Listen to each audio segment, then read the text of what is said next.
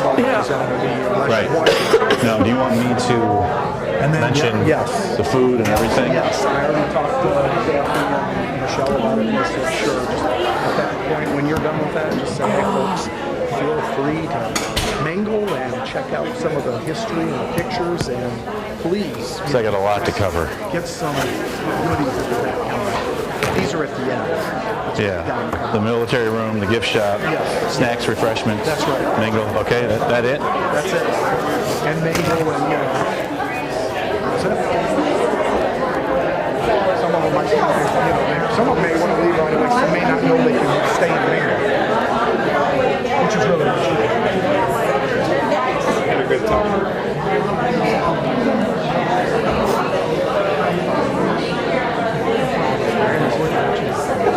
What's that? Brady's looking at you. He's looking at me or something.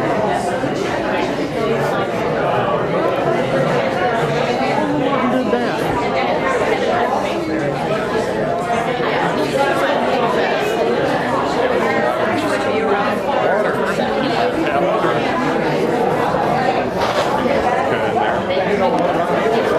What is her, right?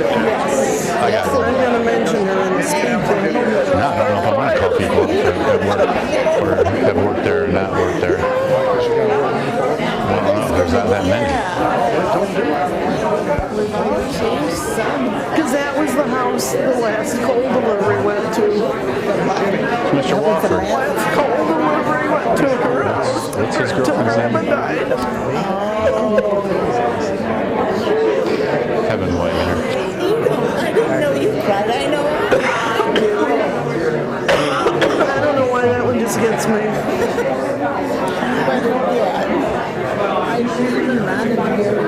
Anna Marietta right there. Mr. Jim? Okay, good. Yeah. Good to see you. Good to see you. Oh, John excellent. didn't come, huh? Excellent. How you doing? I'm Ron. Hi, Donna. Nice to meet you. You thought it was better for me to go. That's okay. I got it. We got it. This is Ron, this is Elvis. Yeah, it's Elvis. It's more, I don't think people felt comfortable with it. Joey? This is a small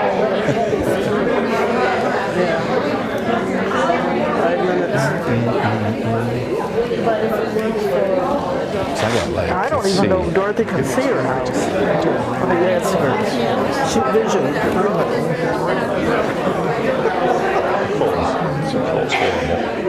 And then Cheryl, 14 days.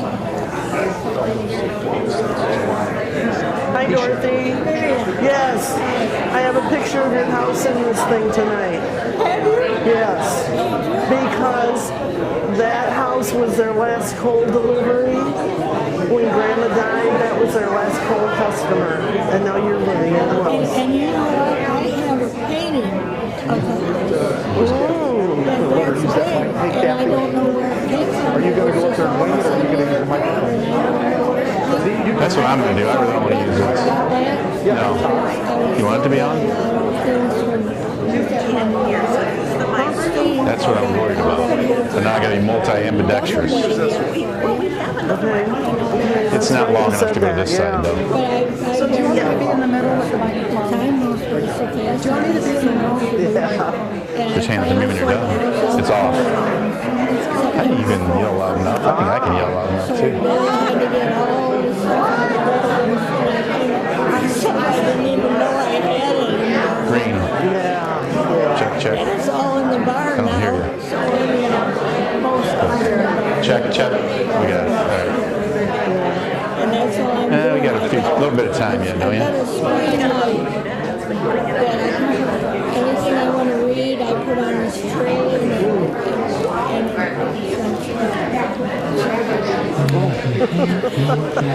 and so I've got about so many papers.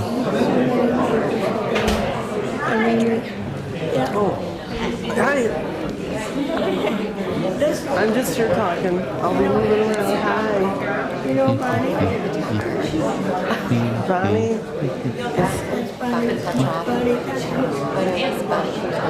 Okay. You pardon? I'm hanging with Sophie. Oh, okay. And remember, his family, his Vivian's ready. Is Elvis coming up then, or Oh my are God. you doing it all? Elvis? Oh, okay. It's about time, I guess. Pardon?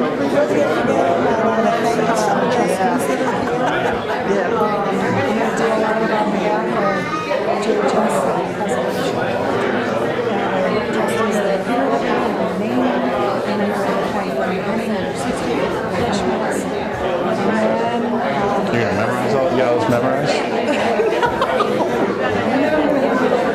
Okay.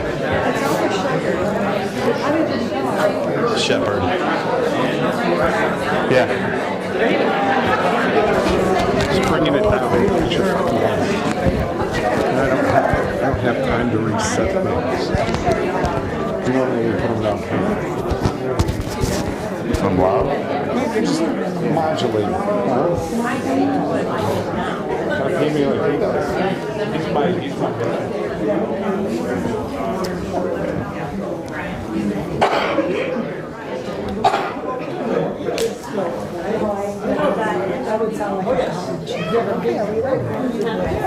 Are you ready? Clicker is green, right?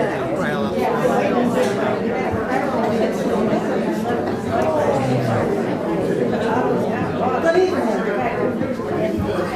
Welcome to Oregon Jerusalem Historical Society's presentation of our first businesses in the city of Oregon.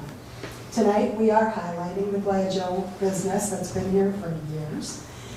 My name is Kathleen Pauloff. I'm the vice president of the Historical Society. On behalf of myself, President Michelle Coulter, we welcome you. I'd like to thank our trustees that are here tonight. That is the Shepherd, and we have Jane Pastor, and we have Miriam Patznick. She's back there? Missing an action. Okay, there you are. We have Marcia Hayes, and we have Kitty Sternberg, who is also our treasurer. And we'd also like to thank our hostesses for the evening, Brenda Henning and her sister Kathy. Thank you so much for that.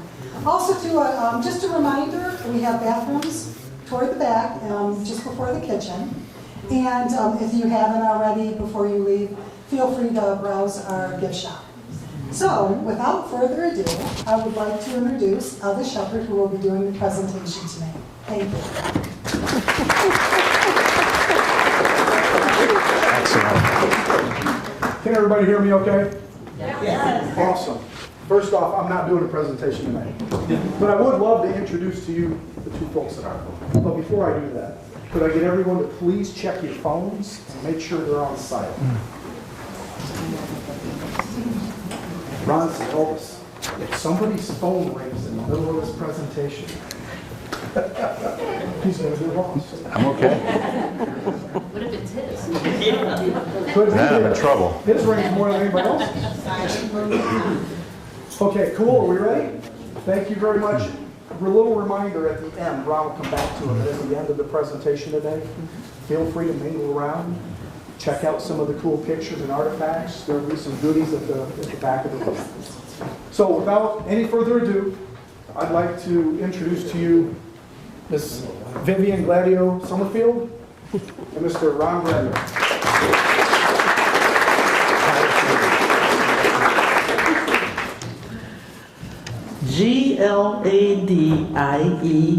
Gladieux. 8 letters that anybody in Oregon and Jerusalem Township definitely knows. The Lucas County Courthouse Records Department has it spelled 7 different ways. The 7 ways are on that poster board back there. And then we still get questions on how do you pronounce it. Is it Gladieux or Gladieux? Both ways are used. To everyone driving on Navarre Avenue, it's the store where the employees have the best customer service and knowledge of their product. To the descendants of Leo Gladieux and Herb Gladieux, there's a special depth of meaning. It's our family business for 4 generations, since 1938. Imagine opening a business during the Great Depression, and it's still here. Since its opening, many of the children and grandchildren have worked there in some capacity. The Historical Society has this business presentation and asked, would you be willing to have your business highlighted? And I thought, well, they asked me last year and gave me 6 weeks to think about it. Not 6 weeks, no. So this year we started in July. And I went out and talked to Ron, and he was in, yeah, okay. So, We're good? Can everybody hear me okay? I'm going to try not to use a microphone because I only have so many hands. So, my cousin Vivian and I are going to take you on a journey to the history of Gladieux Home Center. From the humble beginnings, when Herb and Leo Gladieux started a coal company in 1938, as Vivian said, in the Great Depression. Can't imagine starting a business back then, but they did. That's what they decided to do. So, we're going to take you on that journey, but first, we're going to take you back to the 11th century France. to France. This is recently revealed. Elvis is our genealogist, and he put this together where the Gladieux really started. Up there in northern France, Picardy, in the 11th century? How do you trace that back? Anyway, again, notice different spellings. It's indicating a region. Then they moved from the coast over to Belfort, and Belfort's on the French and German border, and a lot of French and German both have come and settled here in Oregon. And there is a city in Toledo, or in Ohio somewhere, also called Belfort, and they came over. We'll get to that. Yeah. And France moved to Grosnia. I believe that's the town. Yep. And Marion actually went there.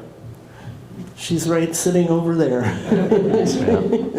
She actually took pictures of the family homestead that are there. So yeah, back to the 11th century, so we couldn't trace us back to the 11th century, but the name we could. So before that, in the 11th century in Europe, that's when they started last names, surnames. Before that, everybody was called, you'd be like Ron from Oregon. I guess how confusing would that be today? There's 20 Rons in Oregon, everybody be Ron from Oregon.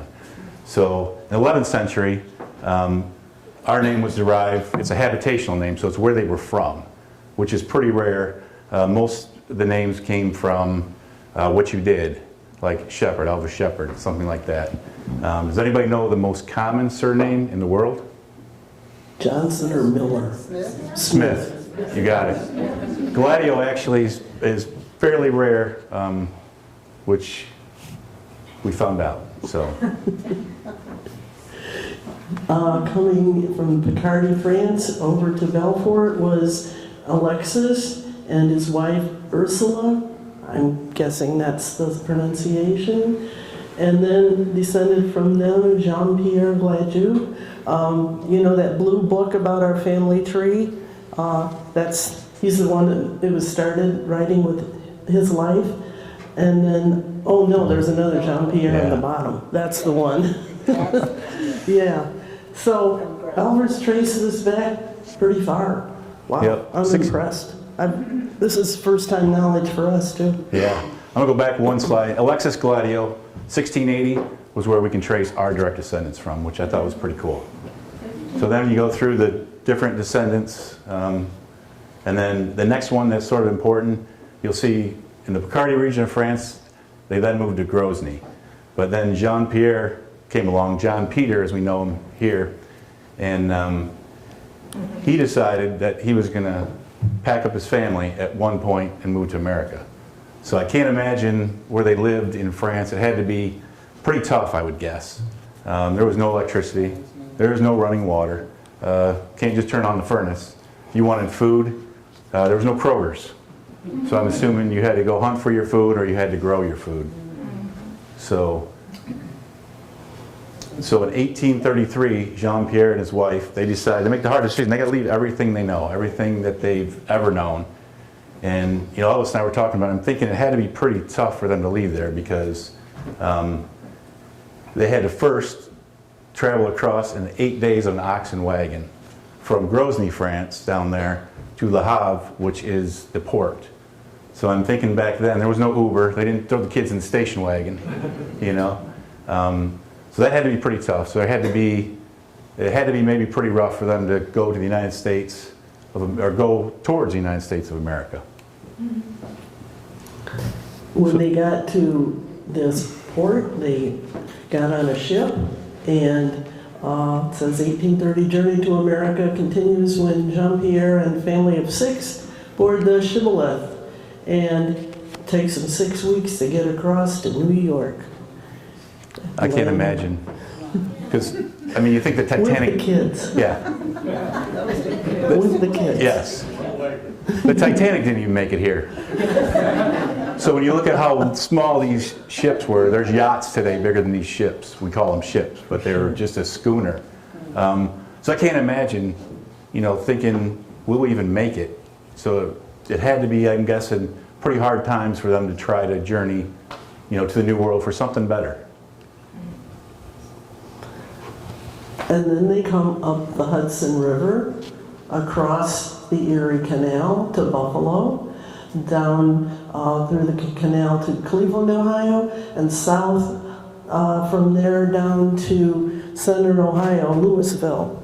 I'm sure they came to Louisville because they must have had family here and they knew people. And when they came to the new country, they named it after old places, and probably King Louis was the king they came to, or king named it after. And purchased 80 acres in Nimishillen Township. It's Stark County, Akron-Canton area. Yeah. So Louisville, 7 days it took them. So that not only did it take them 6 weeks on a ship, 8 days to get to the port, now they're get on another boat, 7 days, all the way to Louisville, which Madeline's sister was in Louisville, which I think is probably what partly drew them here. So Vivian knows that part where the cities, right? Mm-hmm. Yep. So Belfort, Ohio is 2.5 miles from Louisville. And they're still there today. And Paris, Ohio, Paris, France, is 5.5 miles from Belfort, Ohio. So it's interesting, they went all that way, and then they have towns named after, you know, where they came from, which I'm assuming they did. So naming something after the home country kind of gives you a feeling of comfort of Absolutely. some sort. Yeah. yeah. Joseph was 15 years old when he arrives. He married his Sophia Plumey, and eventually came to Oregon Township, again by covered wagon, oxen. The journey took 7 days, crossed the Ottawa River on logs, and in places had to cut their way through the woods, without a doubt. Remember, it was a big black swamp back here too in those days. And Celestine is 2 years old. Celestine is my great-grandfather. Yeah. Yep. So this is where the roots got planted in Oregon Township. So why they decided that they were going to pack up the kids again and take another wagon trip through, which was forest at the time, to the Great Black Swamp. Doesn't make a lot of sense to me, but that's what they decided to do. So I can't imagine it had to be Indians. I'm thinking you had to cut your way through. You couldn't just jump on Route 2 and get here, you know, from Louisville. So that had to be quite a trip in itself. Celestine marries Anna Moritz. Yeah.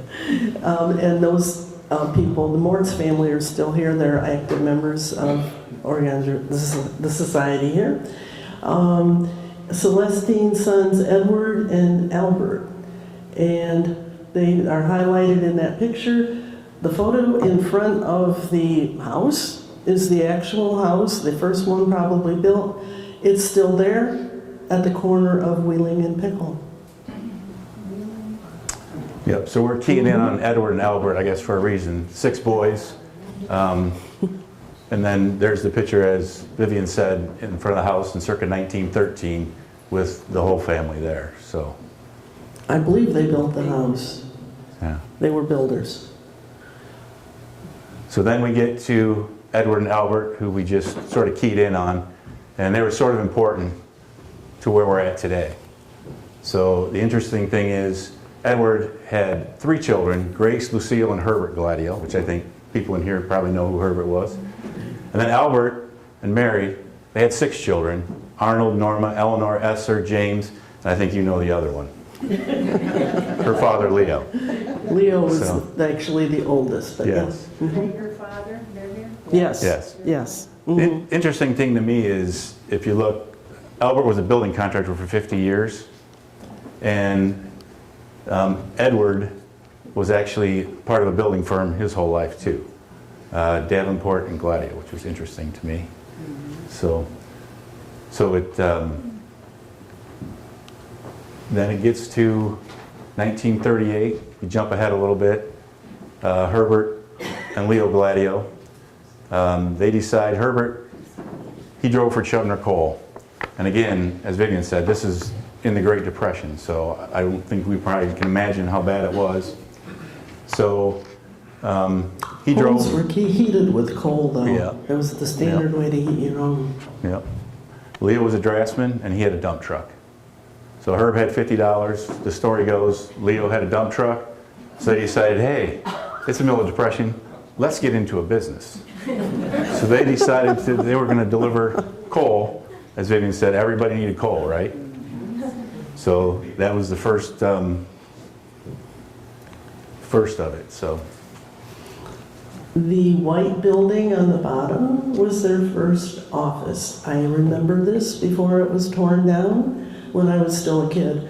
But it was out there on Navarre Avenue, just actually on the other side of the railroad tracks, about where the E is in the word Gladieux there, was where that building was. The upper corner has her standing in front of it. If you look at the label on the front door of the lower one, it does say Gladieux Coal Company Office.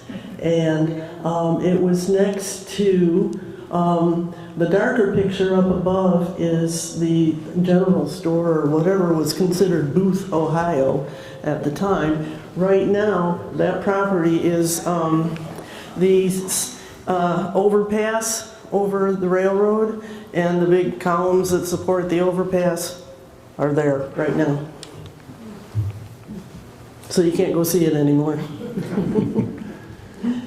So this is the early days of the coal company. There's Herb right there, and there's actually going to be a second generation, my father Ron, right there in his younger days. Right there. Yeah. You've aged well. But you know, we look at what they had to do back then. I mean, they had to shovel all that coal into a conveyor, into a truck. And then when they got to the job, wherever they were taking it, they had to unload it by hand and take it into the coal bins and wherever they were going. So that was, sometimes we think we have it rough. That was pretty tough work in the beginning. The dump truck concept, though, you shovel it into the dump truck, and then you get to the house, and then you lift the back of the dump up, and it goes through a chute, then goes down into the customer's basement. That's only, yeah, a stoker. Pardon? That's a stoker coal, you could do that, the lump and stuff, you hauled it. You hauled it, yep. Because they were gonna take it and put it in their stove every day. If you had the modern stoker coal, then, yeah, you'd have the coal bin in the basement if you were lucky, and you just go out there, hooked up the chute and dump it in. It was very automated back then. So 1938, one of the first invoices we figure. So they sold 1 ton of Kentucky egg coal for $7 a ton. 21 cents tax, of course. So $7.21 for a ton of coal. Seems pretty reasonable to me. You know? Yes. Did you ever find that first invoice? Who would have kept that? We did. We had boxes of stuff over the years, and we've actually kept a bunch of the original stuff. Some of it along the way got thrown out. For you. I wish we had more pictures than what we do, but we're lucky, I guess we have what we have. So, but yeah, car of coal over there, when they bought that, for a whole car of coal, $179.75. And in my grandfather's writing Herb, that's 52 1/10 ton. Anybody knows Herb, he was down to the nickel. The freight was $2.74 a ton, $6.19 a ton. And I look and they went back here and they sold it for $7 a ton, so they made a great profit back then. You know, I don't know how they stayed in business. Yes, exactly. So pretty interesting. And there's the guys, this scale will become important. This scale was actually moved later. We'll talk you about that. But Yeah, the scale, and I remember watching too when I was a kid, the truck coming onto the scale and they move those big weights across until it got to just the right thing, and they told them how much other people would come and use the scales too for whatever they wanted, and how much this is this many tons, whatever. And Vivian, tell us about the one of the first advertisements there, in the corner. that is a postcard, and it is it's on that poster back there in the back. And that was advertising. Notice the phone number, Taylor 4433. Taylor. Yeah, and that Taylor became Oxford 1 and then 691. And they had a different number on the trucks before that even, so. Yeah, some interesting things I thought in the advertisement. Dustless treated coal, so can't imagine coal was dustless, but obviously they had some process there. And then high quality fuel, so the quality was really instilled right from the beginning. No dust, no dirt, so just coal. And then this scale here will actually be in use along with that up to 1999, which to me is pretty cool. Do the people still use coal now? No, I don't. Actually, somebody was here and said that they still sold coal. I don't know what they would use it for. I can't imagine anybody's heating. Let's say heat, like maybe greenhouse or something with it maybe. So, so then in 1943, they decide that they want a new building. So they bought some property in 1943, not till 1949. And I just saw these pictures really literally for 3 weeks ago for the first time that Vivian had, which to me is pretty amazing. Keeper of the pictures right there. Yes, thank you so much. So that scale we were talking about, they hand dug a pit, that ends up being relocated down the road at 5501 Navarre Avenue. So they left where they were at originally, and this would be the beginning of 5501. At the bottom left picture, I'm guessing that's Leo digging the trenches for the foundation. It's the kind of thing he would have done. My hand, notice, measured it out. He did it. He was a draftsman. He drew blueprints and such, and knew how to do that stuff. And then they put in that hole. That's where the scale went from one building to the next. Bottom right, somebody's constructing there also. This was done when in the building permit was 49, and so early 50s. Yeah. And yeah. Yeah, the original building permit right there, which we still have, which again, I have no idea why we had it, but we found it, so we have it. Yep, exactly. We couldn't, well, we traced it down through the pictures of the time frame. Interesting to me too, they were already, now they're starting to think about diversification already here, because I looked at this sign that's not erected yet, and it says Gladieux Coal, and then it says lumber at the bottom, and Truscon paint at the top. So I think the two of them were thinking, you know, maybe coal is not going to be here forever. Maybe we should start thinking about, you know, down the road. And then I'm pretty happy that they had some business expenses also. You see the tires off that truck? So I'm sure that they had some business expenses. I'll back up one. Sorry. The upper corner has the building permit, and we noticed it was made out to the ladies, the wives, instead of the guys. Yeah. Good point. Anna and Angela. Yeah. Tell them, Ron, how much trust they had in the men. I guess they could kick them out any time, right? They owned the property. They owned it all. So.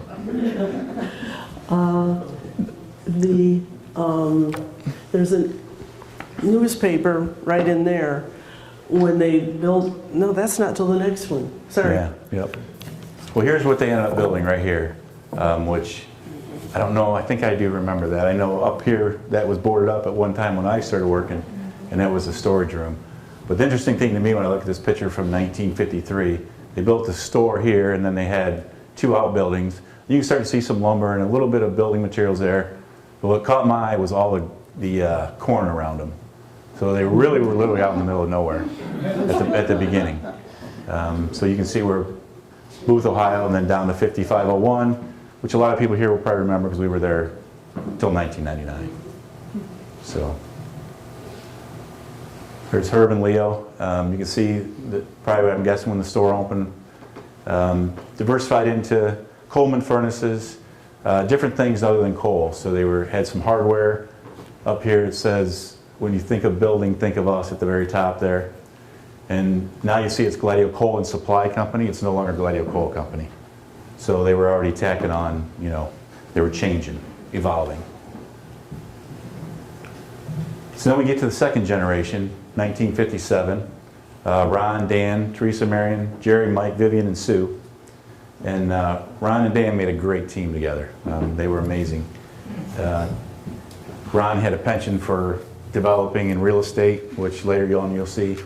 And Dan, as some people here worked with him, he could do anything. He could build anything. His dad was a draftsman. You want a pole barn drawn, he's going to draw it. There's times where we would go out in the store and he would have the customer's whole plumbing for his house laid out on the floor for the customer. And then afterwards, after work, if the customer needed help, he'd go there and help him do it. So the service from those 2 guys, they were service-oriented right from the beginning. So. The one story, too, I know, there's many times when I was young, and my sisters are here, too, and they'll probably remember this. Maybe not my youngest sister. But they would get calls. Back then, obviously, we weren't open on Sunday. So they would get calls late at night, Sundays. Maybe somebody got broken into, they needed a piece of plywood or whatever. Those 2 guys would go out there and meet them every time and make sure that the customer got what they needed so they could get their job done. So. And now we're Gladieux Lumber and Pro Yep. Hardware. Yep, now we can become Gladieux Lumber and Supply, again evolving. Ron's sister Marion and her husband Roy in 1963 started building. So Roy worked at LOF and they started building garages and some houses and things. And then 1968 came along and Herb was always on him to get into the building business full time. So Marion and Roy ended up in the building business and he retired from LOF and they ended up being Gladieux Lumber and Supply's first builder contractor. So that is pretty cool. 75 there we have the addition to the store that we just saw that was built in 50. The story goes that the second generation, that's the first generation, they wanted to expand the hardware store. They saw things growing in Oregon. They knew they needed more product. So they went to the first generation and they said, this is what we want to do. And they gave them half of the checkbook at the time, which I believe was $600. So you guys got $300 for all the hardware you could buy. So. The last coal delivery went to Dorothy's house. Dorothy's right up here in the front row. She owns the house now. I'm still living in it. Still living there. Still coal? No coal, right? No coal. No coal. My mother's family bought that house. It's on DeMont Street in 1927 and lived there with the family until Uncle Stevie died. But Grandma died in around 1970. And I remember her. Yeah. I remember her walking down the alley. That house was built in 1892. 1892. 1892. That's a couple years ago. Yeah, and Grandma comes from the old country. This was my mother's mother now, and she came across on a ship also by herself to a small coal mining town in Pennsylvania, south of Pittsburgh, and because that's where her family other members of her family had already come to, and married. And then they moved over to Toledo, and Grandpa didn't want his sons to be coal miners all their life because you have too much time underground. You spend your life underground. No thanks. So they came over to Toledo and he got a job over here, and Anyway, the last coal delivery went until when Grandma died. She kept her cast iron coal stove in use. My brother Dan says Kentucky lump coal was the last. She was the last person to order coal, and used it until she died. So about 1970 would have been the last coal delivery, is my guess. So then, in the same era, Gladieux Lumber Supply here, this building here is still down there today. This was the beginning of this building. You see they're diversified into plywoods and some different things. And I know I had to sweep this parking lot by hand when I started at 14. My grandpa gave me a 3-foot broom with the braces on the side of it. He said, every Saturday morning you go out there and you sweep the parking lot. And you'll see the parking lot, I'll show you there. It's not just that. I was thankful he didn't give me an 18-inch broom, you know what I mean? So, but there they have a parking lot sweeper, which I was sort of jealous of. So I know it would snow in the winter, we get a lot of snow, and then it would flood in the summer because we were sort of low over there. So everything was always sometimes a challenge there. The picture on the right was provided by my brother Mike, who's right here. Thank you, and Mike. That young dude standing next to the truck there, that's him when he was 17. You haven't aged a bit. And the driver is Leo. And you want to tell the story? We were decorating, had to go in the Oregon Days Parade. Yeah. As you can see, we really went for it. Yeah, this is, It was, you go for the parade, you come back, and you go back to work. yep, Summer event or something. right. It was advertising, so. Yep, always supporting the Oregon parades. And 82 was their first boom truck. And then this I thought was cool, happy 25th birthday to Oregon. They were already in business for 44 years before, Oregon then became a city. Yeah. So I thought that was pretty cool.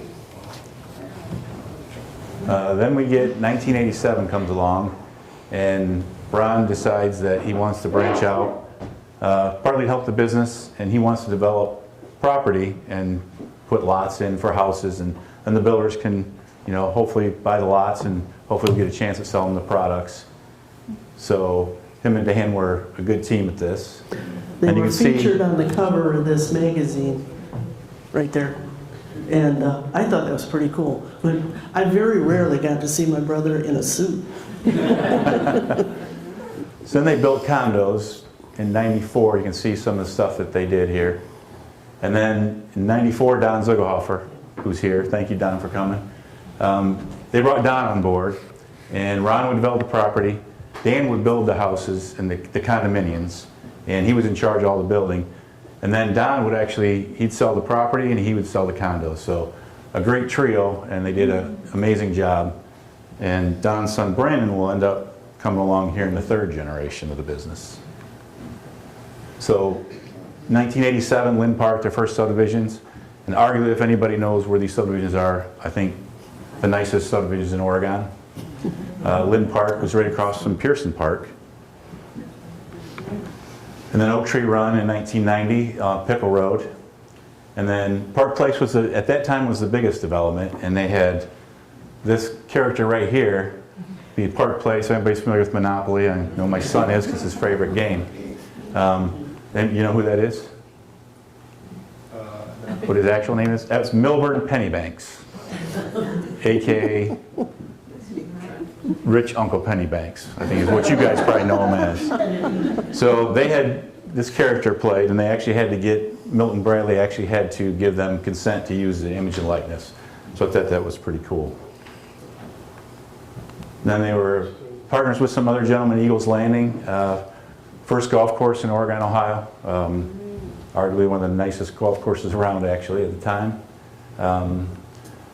Then Wind Park Villas. This was just one street. They finished it off in 2004, 2005, all 2-family condos. Cross Creek Meadows is the last one, which is on Bradner Road. So while all this is going on, 1999 comes along, and the state of Ohio decides that they're going to take Route 2 and make it 4 lanes.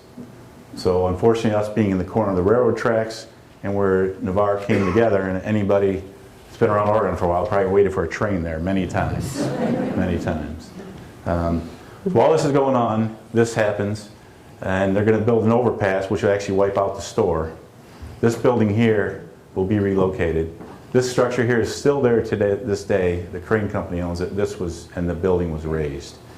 So at that point, they had to make a decision. Do we stay in business? One of those crossroads over all these years. What do we do? Do we want to start from scratch? You know? So they had... Go back to the cute little logo. Oh, yeah, the logo. That logo is actually on that shed right there. We still actually have that, what was on the shed, which her brother Jerry made.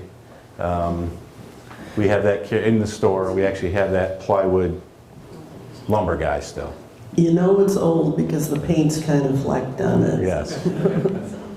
Yes. But he was an art major and came up with that cute drawing.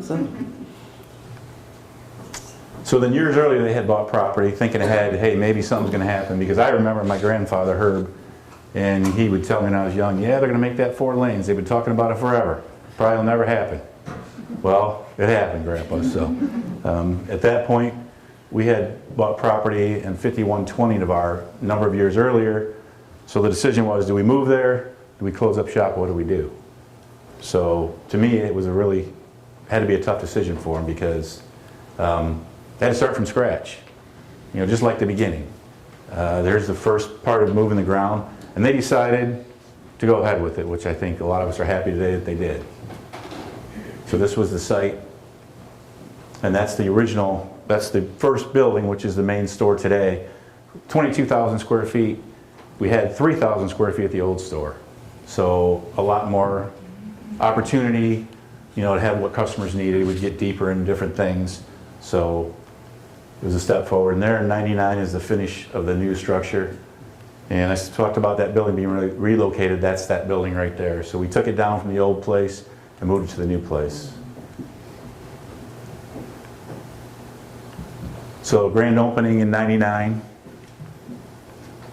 And this is sort of what it looked like back then. So if anybody's been in our store recently, it doesn't look like this. So we made a lot of changes. We had live plants, and we realized quickly that we sold dead trees, lumber. We weren't good at live plants. So that venture did not last long. So it was beautiful, but it didn't make it. So obviously the store is a lot bigger, pretty tight there compared to what it is today. But you see we had a lot more space, a lot taller ceilings, so we could actually have more goods. And here's Brandon, the golfer, bringing his application in.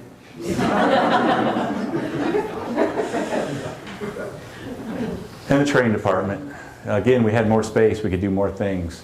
So we had 3 gentlemen, Chuck Gladieux being one, and they did an amazing job. That layout was 10 foot by 16 foot, so it was a lot bigger than it appears in this picture. And then Bob Dreyer, I don't know if any of you know him, very talented. He made an actual replica of the store. So that was pretty cool. And then here was the grand opening. Here's Dan, his son Mark. First generation Herb's still around in 99. And my father and myself. And I'm pretty sure I know what he told you, Dad. I think he said, you're crazy, didn't he? Yeah. It was so big, it was overwhelming to him. So I'm pretty sure that he told you. I don't know if I'm right or not. You can probably attest to that. But I can hear him saying that now. Why did you want to do that? Yes. What are you doing? So then third generation comes along, 2008. And if anybody remembers anything about 2008, it was a Great Recession. So I guess the first generation went through the Great Depression. The second one's had the oil embargo in the 70s. And we got lucky and got the Great Recession in 2008. So we had to sort of decide what was going on. Nobody was building anything. So again, it was another crossroads. What do you do? So we know that, you know, quality products and service since 1938 meant something to us. You know, and my favorite saying, you can't build a reputation on what you're going to do. We weren't going to give up then, you know. So we got into interior design, which helped carry us through the beginning, through the Great Recession. And today, a lot of quality products, Milwaukee tools, probably actually had those at the old store, Weber grills, channel lock shop vacs. We make topsoil, another venture that we've got into over the years, along with selling propane. Still, lumber's still strong with us. Some of the guys doing what they do. Delivery, making sure the customer has what they need when they need it. So still offer full service delivery today. Then along the way, we decided that interior designs, we sort of phased it out a little bit, and there was a need for good quality mowers in our area, outdoor power equipment. So we started in that small and then grew to what it is today. Cub Cadet, you can see Steel in the background, all quality names, Exmark, Spartan, snow blowers, a whole ball of wax. Then with that came service. We had to offer service because you couldn't just sell the product. You had to make sure the customer can get taken care of when they need service. So all different brands. Put a shop in our one building. Already have expanded that once. Factory certified mechanics. And then this is sort of what you'll see today. Will it work, Elvis? For over 85 years, Gladieux Home Center has grown to be your locally owned connection to all things you need for your home. Outdoor power equipment and repair, lumber, paint, and even premium pet food. Gladieux Home Center, we have what you need when you need it. Latest edition. This year, earlier in the year, we redid our pet department, who I'll give Brandon props for wanting to start the pet department years ago. And then he came up with this crazy idea. It took me to Cleveland to see these self dog washes. Customer can come in, they put their money in, they wash their dog. So that was our latest edition, and it's actually worked very well. You can see Wrigley down here. She's sort of our mascot. It's called Wrigley's Washroom. We have 2 stations, and then some of her friends there. Rub-a-dub-dub, don't make a mess in your tub. Gladieux Home Center now offers Wrigley's Washroom. Bring your puppy to Gladieux for our brand new state-of-the-art self-serve dog wash station. Our trained employees will be here to walk you through the process, and you'll leave the mess behind. Oh my goodness. So, pretty cool. If you haven't seen it, you definitely should come out and see it, you know. So then you think, you know, what does it take to stay in business for 85 years? You know, and I don't know if I have all the answers. But first it takes vision. You have to have a vision, I guess, to see what the future might hold. And then along that vision, things get in the way. The economy changes. I'm the only one that, she's stuck there. Wow. Wonderful. Your team members. Ask if anybody shop there and stand up too. Yes, everybody shop there can stand up. So, yeah, the refreshments. We'll turn off this, but why don't we have them? Yeah. If you want to stand up right now, Okay. we'll turn this off and take Excellent. Hey, everybody that's ever worked at Gladieux Home Center, I'd like to get a picture up here because this actually is you guys' award. So if I can get everybody, we're going to try to get everybody up here with a picture that's worked at Gladieux Home Center over the years. Susie, Coming Mike. up here, I'd also like to remind you, Susie, we have Mike. refreshments on the back table, cookies and some drinks back there too. So Anyone please help that's, yourself. you guys work there, get up there. You have a question? This lady up here has a question. Just Oh my God, I didn't know it was this big. Okay. Oh, it's bigger than this. A lot of my people have moved out of town, so they're here tonight. So my husband has a best friend named David Gladieux. Oh, yeah, different. You all related. Joyce, how are We're on the you? Blue Book, and So we good to finally see found you. out that we thought Virgil. You remember Virgil Gladieux back then? What's that? We thought Yeah, he Brian, wasn't. come on. Here. But when you take Get it in the back middle, to the Joyce. 1600s, Yeah, over in the yes. middle. But his family, when they came over, didn't go to Stark County. They went to Fort Wayne. And so that's why we didn't. I never worked there. I'm the only one that Joe. ever worked there. Bounce over on this side. The family people that have worked there. Mike, Susie, you belong in there. You work there. But don't forget these. Right. Sharon. My glasses are here. I remember first getting married in Come on in. '86 and going and getting stuff from Gladieux when it was just. Yeah. Everybody Yeah. smile. Wow, that's awesome. It's fantastic. That is awesome. Keep smiling. Yeah, that is awesome. I was the only one of the 5 kids that didn't work there. I was too busy playing piano Okay, somewhere. we got it. But you did so well. Yeah. Okay. Again, refreshments in the back. Feel free to mingle and talk, and anybody has questions, we're here. Thank you, everybody. Rod, sir. Good to see you. It's not live anymore. Where's Jim? Where's Jim at? And you got to adjust to it, which is a hard thing to do. The ability to change and adapt is huge. You have to have great customers, which is super important. We've been lucky enough all the years to have a lot of great customers. Really, to me, the most important thing are the people. You know, all the people that have worked so hard over the years to build the brand of Gladieux Home Center. And it wasn't easy at the beginning. These guys, you know, I always tell the guys, we're carrying on what everybody else started.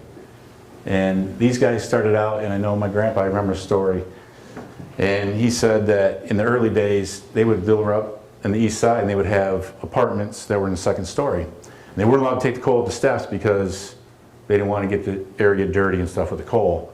So they would actually take it in 5-gallon buckets up the fire escape. Now, I don't know about you, but I can't imagine doing that today, you know?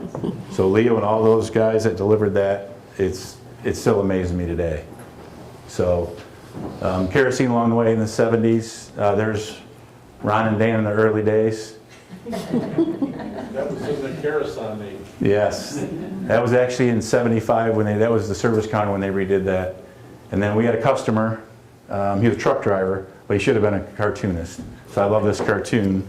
And it says, the old office, there's Herb and Leo, some customers standing around, and it says, we guarantee fast service, no matter how long it takes.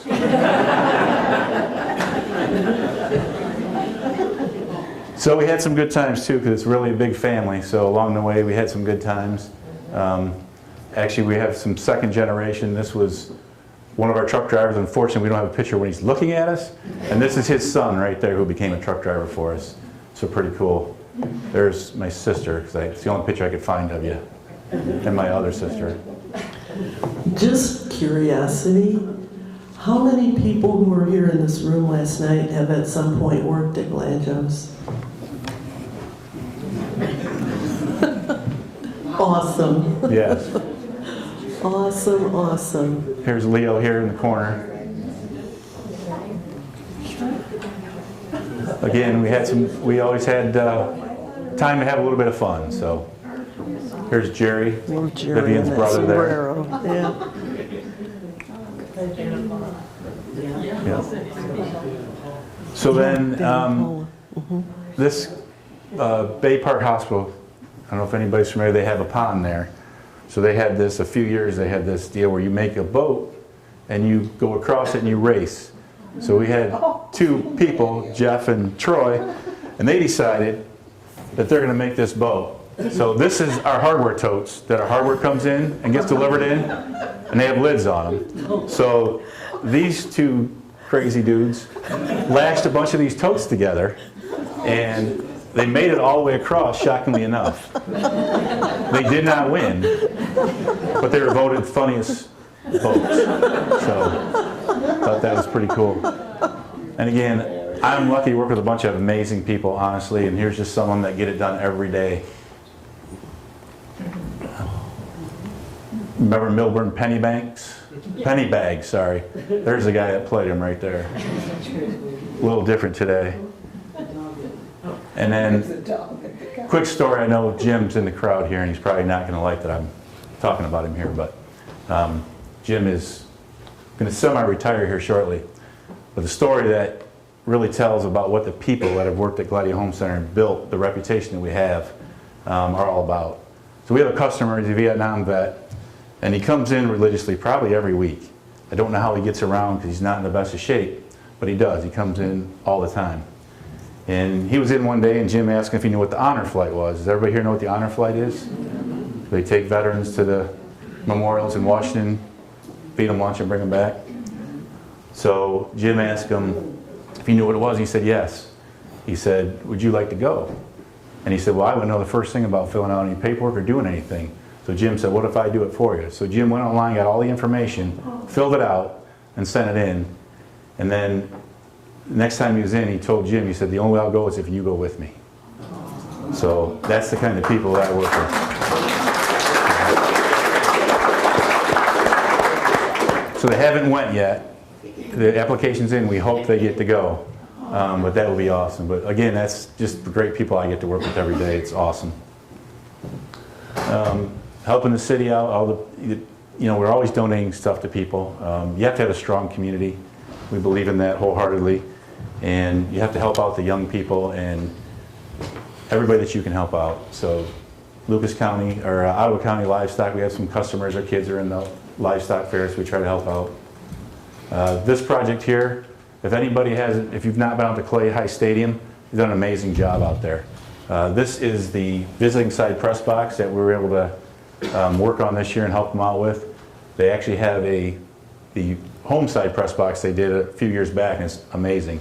But the whole stadium's been redone. It's just amazing. So if you get out there, it is a nice sight to see. Some hockey teams, conservative district. Clay also, they have a culinary arts.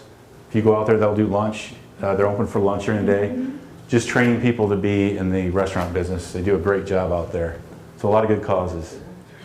Another good story, and this was a very good customer of ours, Ray Gargak. Not sure if anybody knows Ray, but was a drywall plasterer in the day, and unfortunately he's not with us anymore. But he had a very large family, and their son was in the military, I believe in North Carolina, and they were having a hard time making it down there. So they rented a bus to get everybody down there, and then we were able to help them get down there, so that was pretty cool.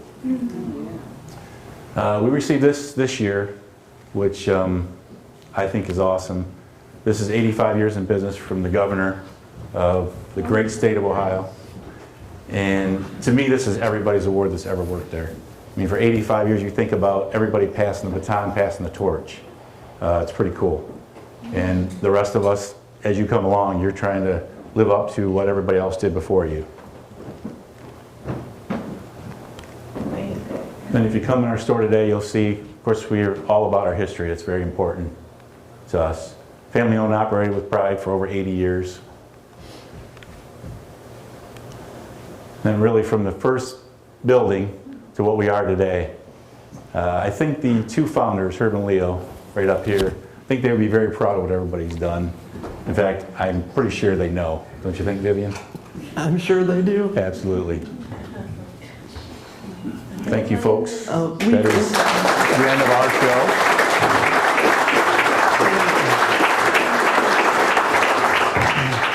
We could not have done this wonderful presentation tonight without Elvis. Yes. He did the video. Yes. Yeah. And I did got a lot of research for Yeah. it also. Yes. I watched when Linda Bench did this last year, and she used the same format, and I thought it's ideal. You don't need notes. You don't have to worry about, did I get this right? You just look at the pictures and talk about them. So that's the format that we used, and thank you very much, Elvis. Couldn't have done it Yes, without thank you, you. Elvis.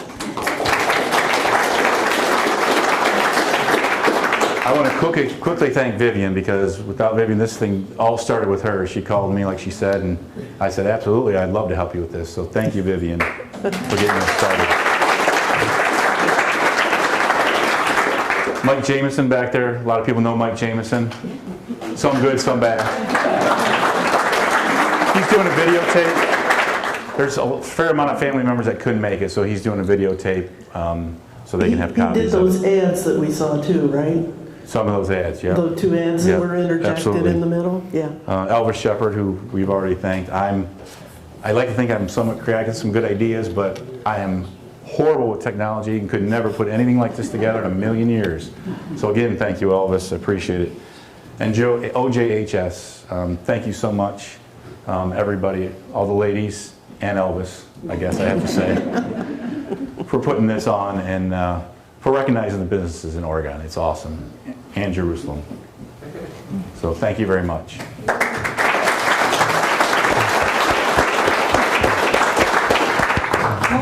presentation. Thank you. And I personally would like to thank all of you for all the wonderful barbecues I've had throughout my life, because without Gladieux, I would not have had the propane to do it. And you've never, probably not gone to too many church festivals without seeing everybody running around with one of these aprons on. Thank you very much. Yep, So we appreciate it. have the Oregon Jerusalem Historical Society. I would like to present this certification of recognition. OJHS is proud to present you Gladieux Home Center, founded in Booth, Ohio, 1938 by Leo and Herb Gladieux, continually operated by their descendants for 85 years with the commitment and dedication of strength and build Oregon, Ohio, and the surrounding communities. Presented this 16th day of November, 2023. Thank you.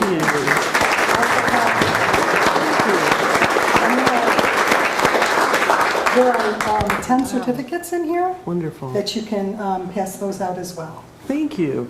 This framed one will go at the yard with the rest of them. All the others, yeah. Okay. Yep. Thank you, Ronnie. Yep, thank you. Thank you so much Yep. for what you've given to our community. No problem. Thank you. Thank you. Thank you. Quick, yeah, Vivian, come on in here. Oh.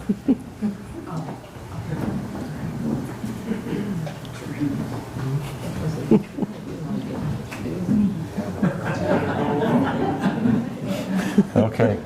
A couple quick housekeeping notes. I'm on this, right, Elvis? You're on. The military room is available upstairs. You guys can go see it. It's awesome. Actually, I would recommend going up there to see it. As a member, could I ask if all the Gladieux family that's here stand up? Yes, absolutely, yep. Actually, I'd like everybody that's ever worked at Gladieux also to stand up. Oh, yeah. Separate? Family first, please. Family, that's us. Come on up, family. Thank you guys for being here.